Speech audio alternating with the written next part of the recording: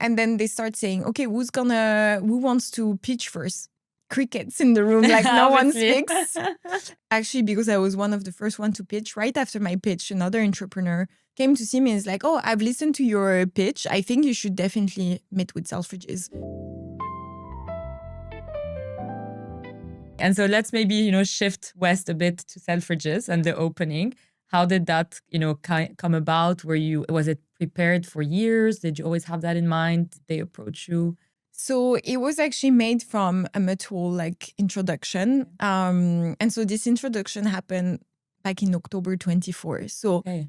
I was just getting started on the fundraise, and I went to attend a pitch day, which I was not very comfortable in doing because I hate public speaking, and especially when you need to pitch an idea to ask for money. Yeah. So I just put myself outside of my comfort zone. I'm like, okay, I'm going to pitch at this event. I'm gonna feel extremely awkward, cringe, whatever. Let's go. Let's just go for it. And then, we arrived there. We're maybe I would say 20, 30 entrepreneurs, and everything was recorded. And then they start saying, okay, who wants to pitch first? Crickets in the room, like no one speaks.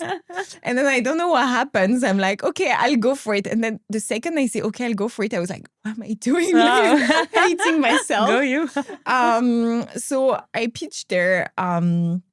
Actually didn't get the money or anything, but actually because I was one of the first one to pitch, right after my pitch, another entrepreneur that had this business inside of Selfridges food hall came to see me and is like, oh, I've listened to your pitch. I think you should definitely meet with Selfridges. Amazing. So I'm like, oh yeah, I mean, amazing. I don't have anything to present them yet, but let's meet with them. So I'm extremely grateful for Jamie that did this introduction. Because then I was in conversation with Selfridges since October 24. So it's been a long process in the sense that, it was really a relationship that we built around how we envision Elevate in the Selfridges food hall, how would that fit within the brand, the offering. So it definitely took time, like every good thing, I guess. Yes, so of course. it was definitely something that was long in the making. But yeah, we now I think in terms of opening, we opened the first store 10, 11 months ago. So opening Selfridges 10 months after the opening of the first store for me felt like a natural step. It wasn't too rushed. I think it was the perfect timing. Yeah, I'm very, very grateful about how things turned out to be. That's amazing. And so what are things you maybe took with you from the first opening or left behind? They were like, okay, I'm not making that mistake again when you were looking at Selfridges opening. What mistakes? Because, actually I thought it would be easier to open the second store, thinking okay, we've done this once, and it was really tough to open the first one in the sense that you're learning everything as you go. But it wasn't much easier because actually you have a second store to open, and on top of that, you have still the other one that is ongoing and has, some operations that still needs to be oversight. I think that I would say something, I don't know if, that's not something that was by design for the first store. I just didn't have the money to have someone supporting me in terms of operations.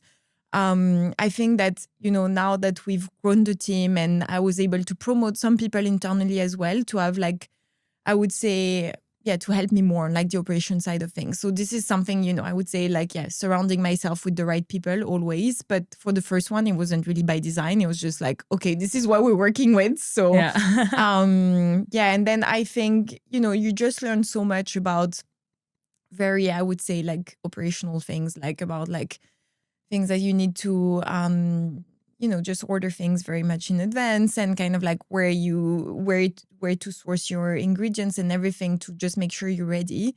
I would say that the only tricky thing with the Selfridges opening is that because it's within Selfridges and they couldn't leave the corner, not trading or closed for a day. We basically started the works on 7 p.m. on Sunday night and we opened on Monday morning at 10 a.m. Wow. So I just was there from Sunday afternoon to Monday night because I just was there continuously. So I would say that it was definitely intense and maybe more intense than the first one in this sense, because it's not I had time to just make sure that all the stock arrived a week in advance, train the team in store. It was just like everything happening like literally overnight. So obviously, the first day we had like so many issues, like the coffee machine was not delivered. I'm still waiting for it. Oh, really? Wow. Yeah, like the blenders, like one of the blenders fuses like blew up. So Oh for my like God. an hour and a half, we didn't have any blenders. Someone from our team was sick. So it's all of the things that you think like could go wrong. Like you put them into like one day, and that was like the opening day. But yeah, we still manage. But yeah, I would say like it gets easier in the sense that you know what pitfalls to avoid, but it's not always like actually easy to do. It's easier in hindsight. As always, Yeah, it's yeah. like, oh yeah, sure, I should have done that. No, 100%. And obviously, I know it's very recent that you've opened, but have you already started to notice a bit something, about the customers and the people that pass by, or, just the dynamics of being in Selfridges versus Royal Exchange?